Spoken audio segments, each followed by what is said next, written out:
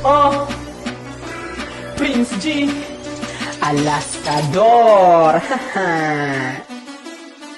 Let's go.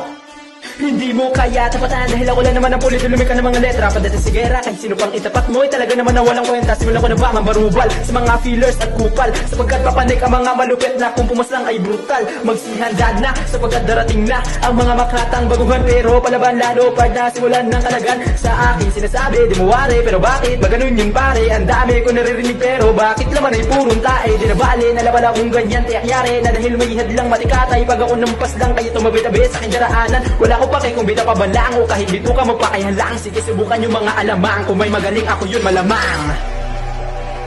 Yo, abusado. Brr. Sige sabayan na mga katagan na aming pinapakawalan. Gusto mo man to o hindi, sa amin hindi ka naman kawalan. Mag-ensayo ka muna ng mabuti nang magkatsansa ka naman. Kasi yung mga ganyang bitawan namin ng pagkatawanan. Dito sa larangan yung mga ganto para sa amin di na bago. Yung inakala mong may respeto pero palihim kang ginagago. Nang mga talang kakala mo biyasa, di makasabay kasi di pahasa. Sige kumasan ng inyong matamasa sa akin ng brutal na pagsagasa.